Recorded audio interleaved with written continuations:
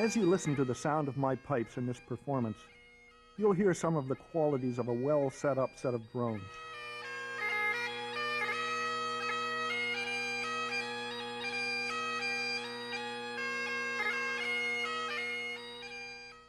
The drones are in tune, steady, bright, and not so loud as to dominate the chanter.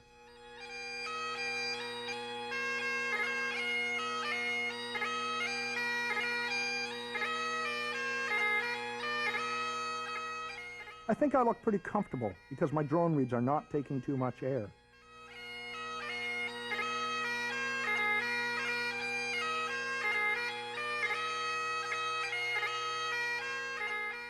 We see that the drones are tuning in what is considered the optimal positions on the tuning slides for quality of sound and ease of play. The tenors are tuning just above the hemp line. The bass top tunes in the same place, while the bass bottom tunes around the middle point of the slide. Now let's talk about drone reeds and how you can go about getting a rich, steady drone sound. There are two main types of drone reeds in use today: traditional Spanish cane and synthetic or composite reeds made from a variety of materials. The reed, whether cane or synthetic, consists of a tube body with one end closed. A tongue is cut into the reed or laid flat onto it over an opening into the body. This is what vibrates and produces the hum. A bridle or collar determines the length of the tongue and the pitch and strength of the reed. You may be wondering whether you should opt for cane or synthetic reeds in your drones. Here are the issues you should consider. Synthetic reeds will not give quite as rich a tone as cane, though newer generations of these reeds are closing this gap quickly. Synthetic reeds are an expensive proposition. They tend to play well right out of the box. Synthetic reeds are recent innovations in Highland piping, as recent as the 1980s. They are not traditional, and this is important to some people. They are largely unaffected by the moisture in your breath. They are steady and stay in tune for a long period of time. In short, they will give you a tone very close to, but not the same as that of cane, and they are very low maintenance reeds. For most pipers, right up to the advanced level, including myself, synthetic drone reeds are well worth the added cost. One more point to be made about synthetic drone reeds. We talked earlier about the problems that are caused when water condenses inside your drones and runs down into your drone reeds. Whether you're playing cane or synthetics, this will give you problems. Your drone sound will be unsteady, and eventually your drones will stop. There are no drone reeds in existence that can stand up to a steady stream of water running into them from your drones.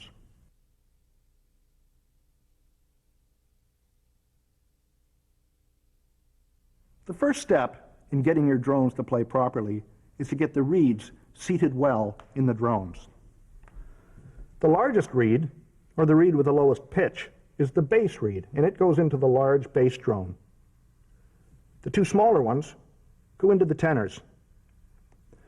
Make sure that the fit between the reed and the reed seat is snug and secure. You may have to add or remove hemp. With synthetic reeds, you may wish to wrap a layer of hemp over the plastic sleeve to get a proper fit. In some cases, you may actually have to cut the plastic sleeve off in order to get the reed into the drone. In this case, just wrap a layer of hemp around the barrel of the reed. Insert the reed firmly into the drone, pushing from the end. Be sure not to touch or damage the tongue. It's important to get the reed in straight, or it's liable to hit or rest against the drone stock as you put it into the bagpipe. Now, on to the important topic of working with drone reeds so they'll go better for you.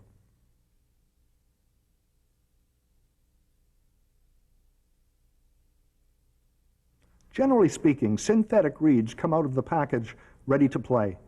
When you strike up your pipes, all the drones sound.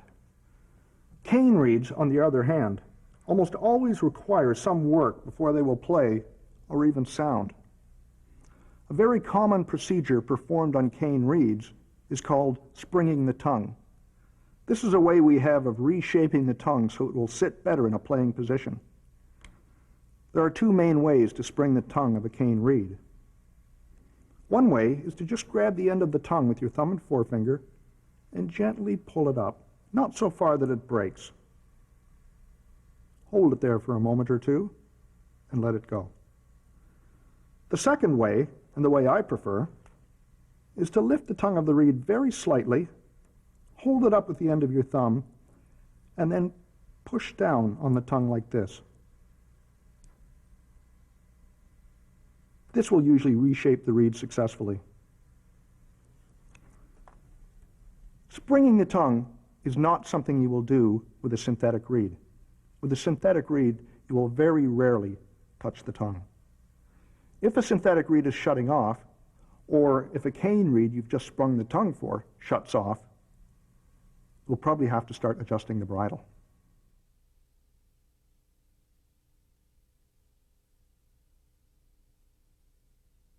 When you move the bridle, certain things happen to the reed because you're shortening or lengthening the tongue. Let's try it. If you move the bridle back toward the open end of the reed, the tongue is lengthened. This opens the reed and makes it vibrate more freely. It will also be less likely to shut off. You can do the same thing with a cane reed for exactly the same reason. You will also do this with a cane reed if you want the drone to tune lower on the tuning slide. Lengthening the tongue will always make the drone tune lower.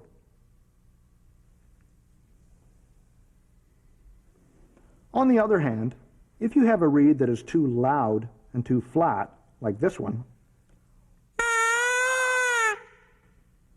you'll want to move the bridle back toward the closed end of the reed. I shorten the tongue. This closes the reed and it becomes quieter and sharper. If you move the bridle too far toward the closed end of the reed, your drone may squeal and it may eventually shut off. Whether you're using cane or synthetic reeds, it's important to experiment and try different things.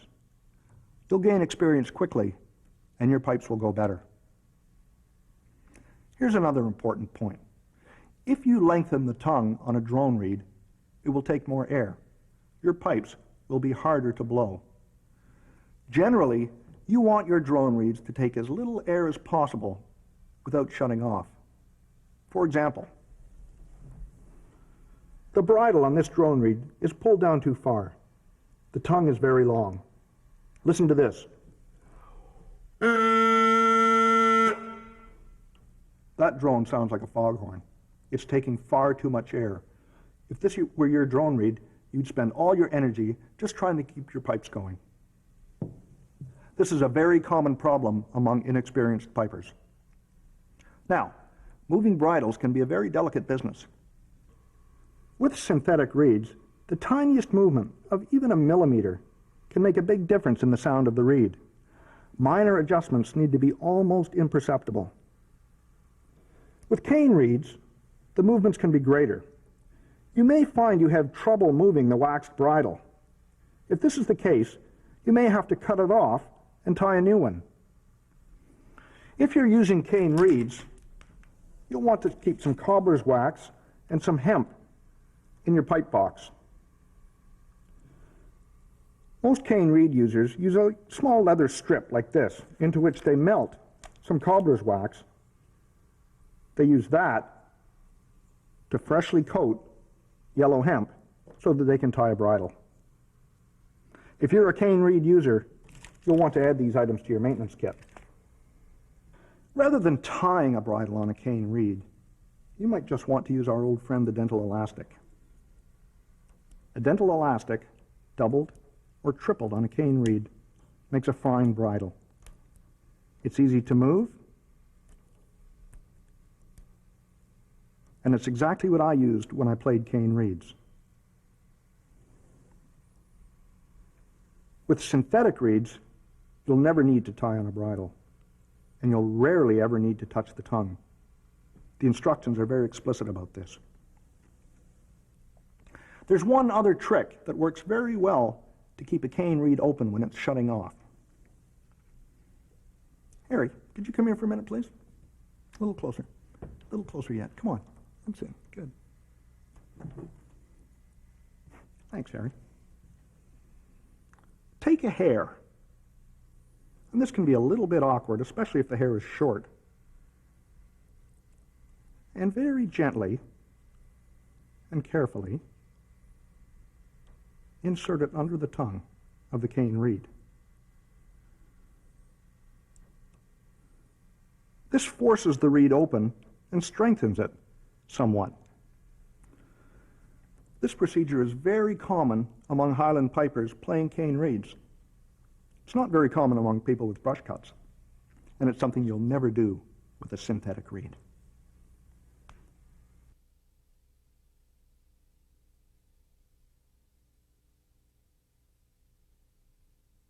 The closed end of a cane reed should be airtight.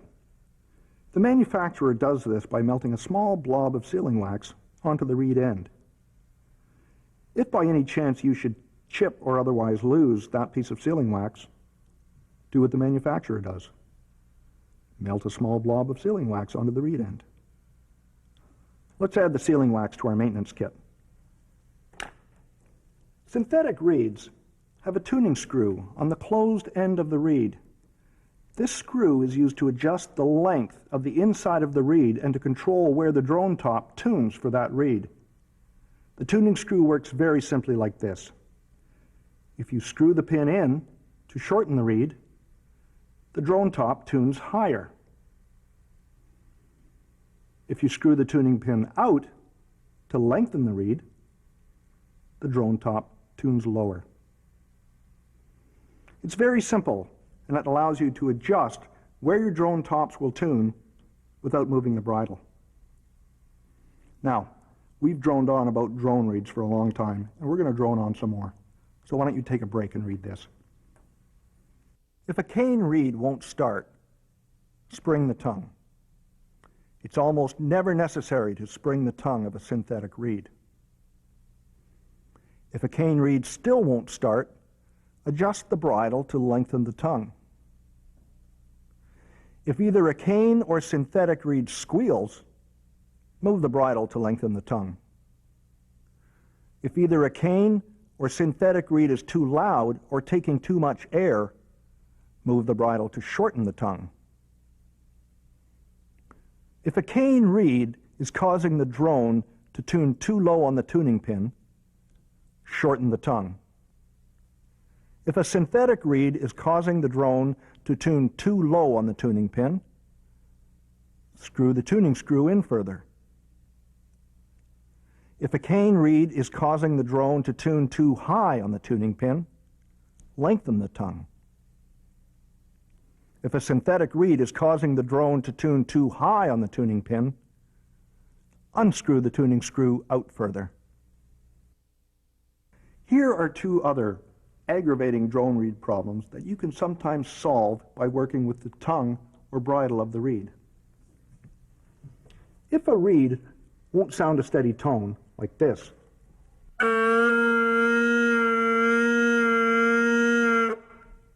it's probably because the reed is too weak. If it's a synthetic reed, you'll want to move the bridle to lengthen the tongue. If it's a cane reed, or a synthetic reed with a cane tongue, like this, you can spring the tongue or put a hair under it.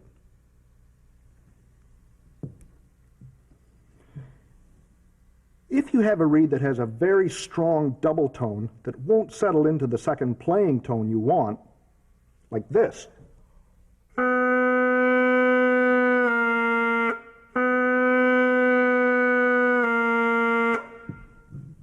it's probably because the tongue of the reed is curved upward too far. You can move the bridle to shorten the tongue, and that may or may not work. One trick that sometimes works with a cane or synthetic reed is to slide the bridle or put an elastic on the end of the tongue of the reed so that it's held shut. Leave it like this overnight. When you come back tomorrow, the tongue could well be reshaped and the reed might be just fine. Let's add those last 2 points to our chart. You might want to pause your VCR and study it more carefully.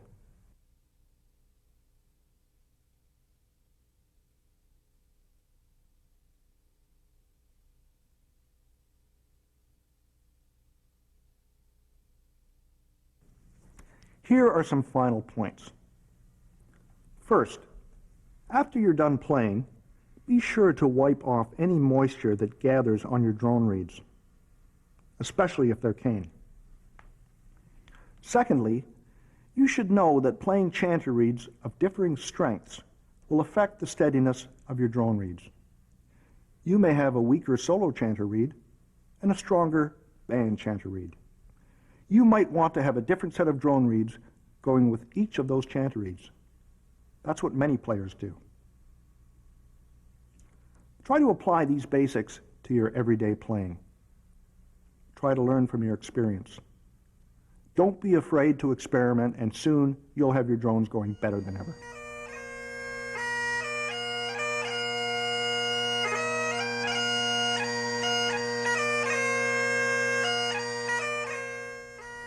Before we move on, I'd like to offer what I think are 2 important pieces of advice. First, don't blow a bagpipe that's too hard. Work hard to get a bagpipe that's comfortable for you. There's a myth in piping that a good-going bagpipe is hard to blow. That is absolutely wrong. Secondly, once you have a bagpipe that's comfortable, learn how to tune it and practice tuning it diligently. Tuning will be the subject of the second video in this series.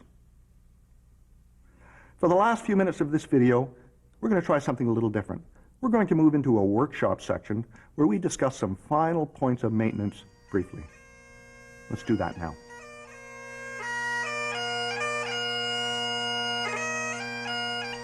Sometimes you'll blow and your pipes just won't go. The bag never seems to fill up. You seem to be losing air somewhere, but you're not sure where it is. Chances are you've had a reed fall out of one of the reed seats and into the bag. Here's what to do. Put the pipes down on a table.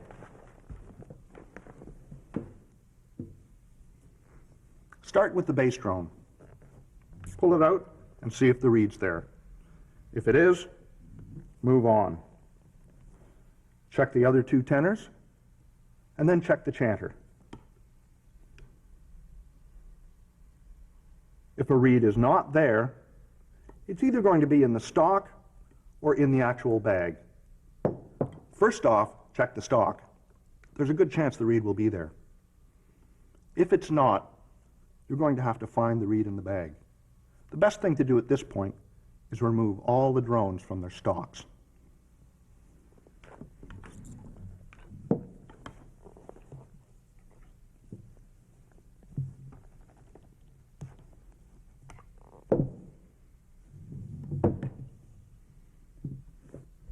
Once you've taken all the drones and the chanter out of the stocks, you'll need to feel around the bag until you find the reed. This may take some doing. The reed will hide, but be patient, it will be there.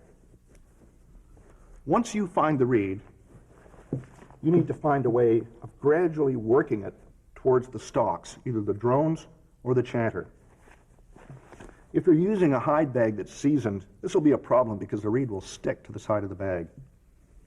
If you're using a synthetic bag, it won't be so hard. Keep working the reed towards the stock. With any luck, eventually it will come out. Letting this happen with a chanter reed is a good way of ruining it. Let me show you how you can prevent it from happening again. This is a technique called tailing, and it's very simple. When you wrap hemp on your drone or chanter reed, leave a tail of about 1 inch or 1.5 inches. Seat the reed in the chanter or drone with the tail hanging. When you put the chanter or drone in its stock, wedge the tail between the hemp and the stock. That way, if the reed falls out, it won't end up in your bag.